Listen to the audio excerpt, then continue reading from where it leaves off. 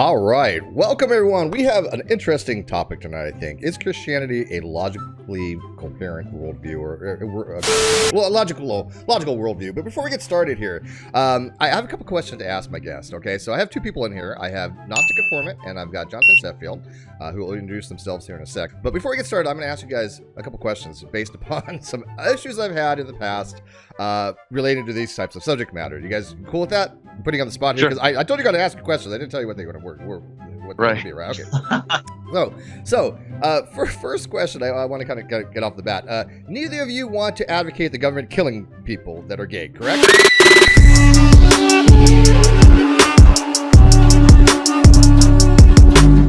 Absolutely not. Okay. Yeah. Correct. Okay, just go with yes. Just go with correct. Yes. Okay, yes. You're not advocating for that. Neither of you guys hate Jews. No, and just to let everyone know, for sake, my mom was Jewish, which even though I grew up under the Anglican tradition. Me too. Yes. Yeah. Hey, that's all. So I am Jewish. Shalom. Yes. And I'm from Brooklyn, New York, so that's she was too actually. Yeah, my mom's from Brooklyn.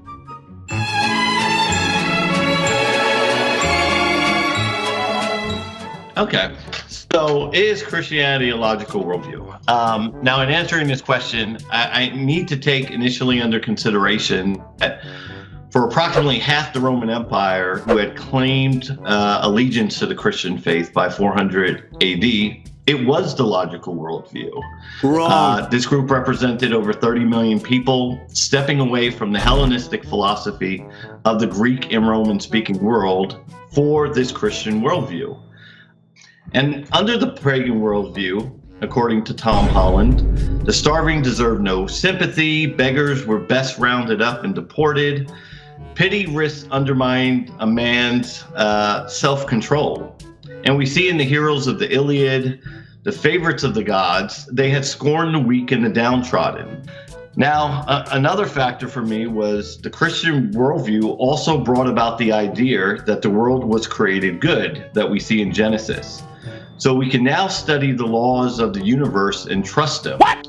Concept found in the writings of Sir Francis Bacon. The state of morality and moral order would then hang in the balance. Wrong. Given that this idea that we see in Dostoevsky, that without God, all things are permitted, which then becomes a very real threat in society. Therefore, I do believe Christianity to be the logical worldview. What probably, in my opinion, would be perfectly logical if it didn't claim to be the fulfillment of the Old Testament. And in fact, it actually does the opposite. Whereas the Old Testament, the Messiah is supposed to be a king who is supposed to unite the 12 tribes and usher in what is known as Olam Haba, the world to come, which is heaven on earth. Neither of those things happened. The 12 tribes are dispersed. There's a diaspora. The Roman Empire comes in and conquers and destroys the temple. And there's no kingdom on earth. There's nowhere in the Old Testament where it says the Messiah is supposed to be God himself or even the Son of God. He's just supposed to be a king like David. We don't have a clear genealogy of David to Jesus. It's just one guy said it in this one, another guy says it in this one. The law, which is the perfect, pure law given from God to Moses, is not sustained. It's actually reversed. So in the sense where, for example, the Ten Commandments it's the only part of the Old Testament where there's literally an etching from the hand of God given to Moses. And it says these will never change. And by the time you get to the era in the church that you talked about with Constantine and the Nicene Creed, these 10 commandments are altered. They take certain words out. The no other gods besides Yahweh becomes a change to you shall not have strange gods before me. And then they take number 2, the second commandment, which is you shall not make it yourself an idol.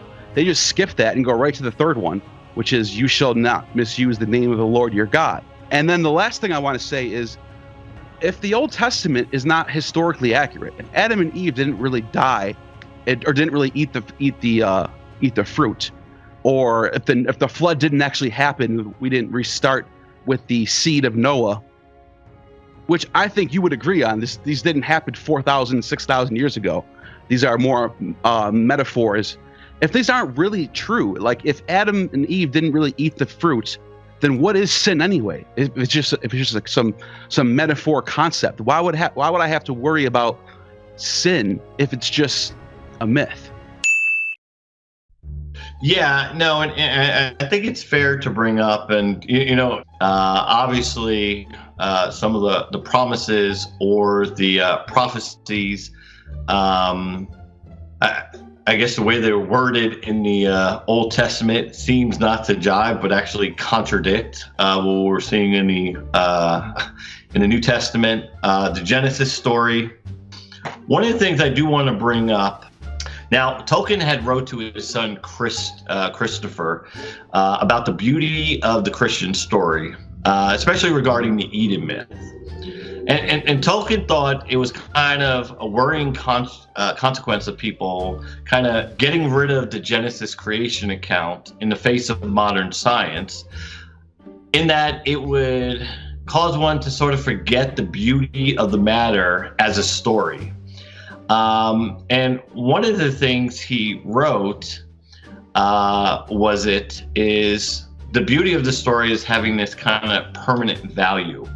And when we look at the Christianity as a whole, even encompassing the Old Testament, he had these words to say that a man who disbelieved the Christian or Old Testament story as fact, but continually fed on it as myth, would perhaps be more spiritually alive than the one who assented and did not think much about it.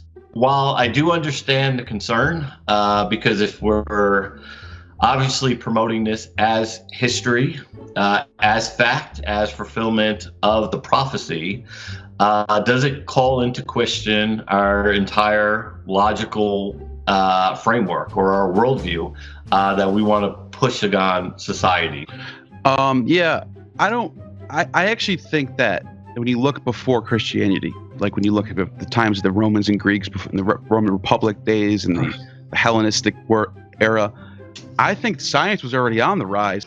I agree with you on Christianity being sort of the great myth of myths, but I think that it should stand in its own category.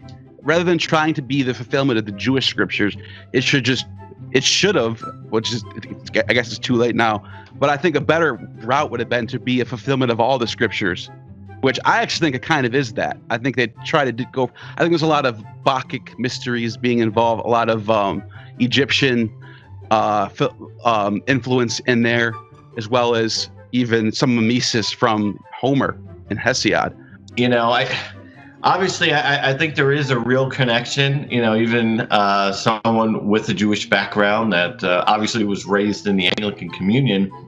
I think one thing I have to consider is that most of the early converts to Christianity were Jews. And I think there's image in there about a worldly kingdom that, Neal was talking about, and this kind of suffering servant that we see. And I see how that can add a lot of confusion. I don't know. Those are some of my thoughts. Whether it drew on it from a combination of worldviews coming up that created the byproduct of Christianity, I definitely see, a valid viewpoint from that side.